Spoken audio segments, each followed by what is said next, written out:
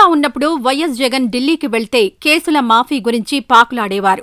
అంతకు మించి రాష్ట్ర సమస్యల పరిష్కారానికి అక్కడ ఎవరితోనూ మాట్లాడేవారు కాదు.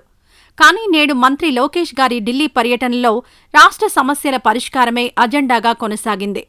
అదే కేసులో ఉన్న జగన్కు ప్రజలతో మమేకమైన లోకేష్కు ఉన్న తేడా అంటూ టీడీపీ నేతలు స్పష్టం చేస్తున్నారు. లోకేష్ హస్తిన పర్యటనలో ఎవరెవర్ని కలిశారో చూద్దాం.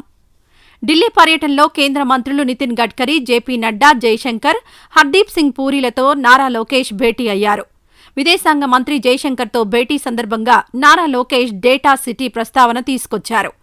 వివిధ అంతర్జాతీయ కంపెనీలను ఆహ్వానించేందుకు ఏపీ ప్రభుత్వం నుంచి ఓ బృందం ఇటీవల సింగపూర్ పర్యటనకు వెళ్లిన సంగతి తెలిసిందే. సీఎం నారా చంద్రబాబు నాయుడు, మంత్రులు నారా లోకేష్, టీజీ భరత్, నారాయణ సహా పలువురు ఉన్నతాధికారులతో కూడిన బృందం ఇటీవల సింగపూర్లో పర్యటించింది. ఈ పర్యటన తాలూకా వివరాలను నారా లోకేష్ విదేశాంగ మంత్రి జైశంకర్కు వివరించారు. సింగపూర్ ప్రభుత్వంతో జరిపిన చర్చలను వివరించారు. విశాఖపట్నంలో ఏఏ centre of excellence, data city ఏర్పాటు చేయాలని కేంద్ర ప్రభుత్వాన్ని నారా లోకేష్ కోరారు. రాష్ట్రం నుంచి ఎంతో మంది యువత విదేశాల్లో కొలువుల కోసం వెళ్తుంటారని, అలాంటి వారికి సాఫ్ట్ స్కిల్స్లో ట్రైనింగ్ ఇచ్చేందుకు గాను విశాఖలో artificial intelligence centre of excellence, data city ఏర్పాటుకు సహకరించాలని కేంద్ర మంత్రి జైశంకర్కు నారా లోకేష్ విజ్ఞప్తి చేశారు.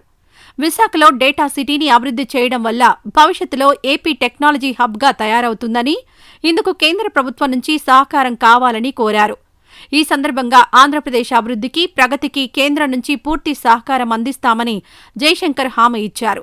మరోవైపు కేంద్ర పెట్రోలియం శాఖ మంత్రి హర్దీప్ సింగ్ పూరీని కలిసిన నారా లోకేష్ ఏపీలో బీపీసీఎల్ సంస్థ నిర్మించే రిఫైనరీ కమ్ పెట్రోకెమికల్ కాంప్లెక్స్ త్వరితగతిన కార్యకలాపాలను ప్రారంభించేందుకు సహకారం అందించాలని విజ్ఞప్తి చేశారు.